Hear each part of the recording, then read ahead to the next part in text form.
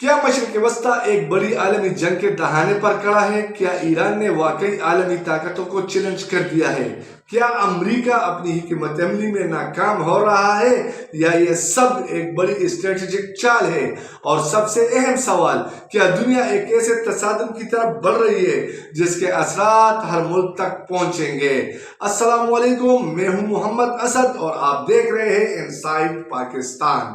ناظرین کرام، مشرق وسطی اس وقت ایک ایسے نازک اور خطرناک مرحلے میں داخل ہو چکا ہے جہاں معمولی سی چنگاری بھی ایک بڑی عالمی جنگ کا پیش خیمہ بن سکتی ہے۔ ایران، امریکہ اور اسرائیل کے درمیان بڑھتی ہوئی کشیدگی نہ صرف خطے بلکہ پوری دنیا کے امن کے لیے ایک سنگین خطرہ بن چکی ہے، اور اب حالات اس نہج پر پہنچ چکے ہیں کہ عالمی طاقتیں بھی کھل کر اس تنازع کا حصہ بنتی دکھائی دے رہی ہے۔ ذرائع کے مطابق امریکہ کی جانب سے ابتدائی طور پر یہ دعویٰ کیا گیا تھا کہ جنگ کو ایک ہفتے کے اندر سمیٹ لیا جائے گا، تاہم ایک ماہ گزرنے کے باوجود صورتحال جو کے تو برقرار ہے بلکہ مزید بگڑتی جا رہی ہے۔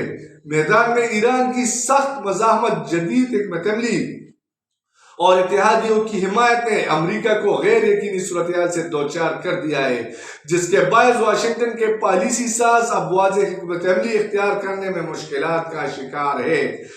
اہم سمندری گزرگاہ آبنائے ہرمز ایک بار پھر عالمی توجہ کا مرکز بن چکی ہے۔ یہ وہ راستہ ہے جہاں سے دنیا کے تیل کی ایک بڑی مقدار گزرتی ہے، اور یہاں پیدا ہونے والے کسی بھی کشیدگی کے اثرات براہ راست عالمی معیشت پر پڑتے ہیں۔ اطلاعات کے مطابق ایران نے اس گزرگاہ پر اپنی نگرانی مزید سخت کر دی ہے، اور بعض ممالک کی سرگرمیوں پر غیر اعلانیہ دباؤ بھی بڑھایا جا رہا ہے، جس سے عالمی سطح پر تشویش میں اضافہ ہوا ہے۔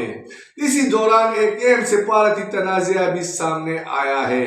امریکی صدر ڈونلڈ ٹرمپ کی جانب سے یہ دعویٰ کیا گیا کہ آبنائے ہرمز سے گزرنے والے 8 جہازوں کے ذریعے خام تیل امریکہ پہنچا۔ ان جہازوں پر پاکستانی جھنڈے لہرا رہے تھے۔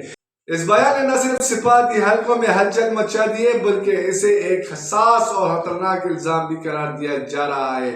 تجزیہ کاروں کے مطابق اس طرح کے بیانات کا مقصد پاکستان اور ایران کے درمیان بد اعتمادی پیدا کرنا ہو سکتا ہے تاکہ خطے میں ایک نئی کشیدگی کو جنم دیا جا سکے۔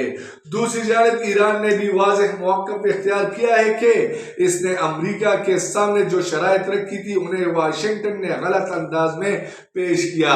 ایرانی حکام کے مطابق امریکہ نے ان شرائط کو توڑ مروڑ کر دنیا کے سامنے رکھا، جس کے بعد ایران نے ان سے لا تعلقی کا اعلان کر دیا۔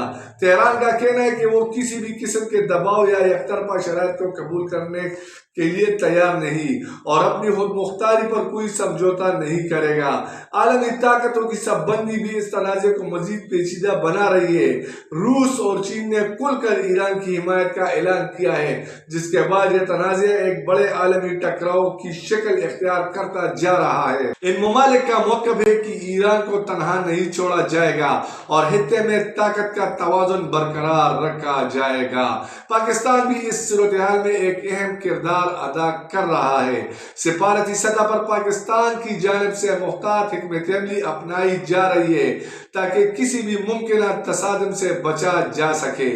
تاہم ٹرمپ کے بیانات کے بعد پاکستان کو غیر ضروری طور پر اس تنازع میں گھسیٹنے کی کوششوں پر سوالات اٹھائے جا رہے ہیں۔ ادھر اس جنگ کے اثرات جنوبی ایشیا تک بھی پہنچنا شروع ہو گئے ہیں۔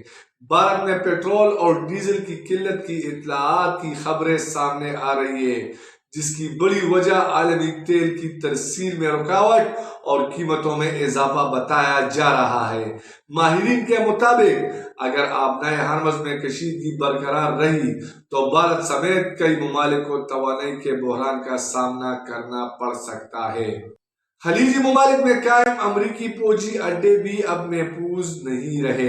اطلاعات کے مطابق ایران کی جانب سے ان اڈوں کو بھی نشانہ بنایا گیا میزائلوں سے، جس کے بعد خطے میں سیکیورٹی خدشات مزید وہ بڑھ گئی ہے۔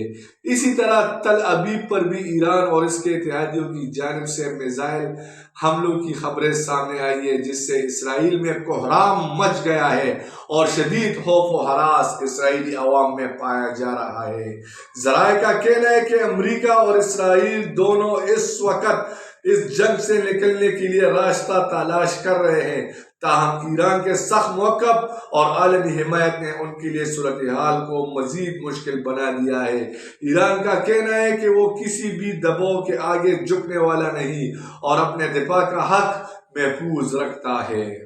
مجموعی طور پر یہ صورتحال ایک ایسے موڑ پر کھڑی ہے جہاں ہر فیصلہ نہایت اہمیت کا حامل ہے۔ اگر سفارتی کوششیں کامیاب نہ ہو سکی تو یہ تنازع ایک بڑے عالمی بحران میں تبدیل ہو سکتا ہے۔ دنیا بھر کی نظریں اس وقت اسی خطے پر مرکوز ہے جہاں آنے والے دنوں میں ہونے والی پیش رفت نہ صرف مشرق وسطیٰ بلکہ پوری دنیا کے مستقبل کا تعین کر سکتی ہے۔ میں ہوں محمد اسد اور آپ دیکھ رہے تھے انسائٹ پاکستان۔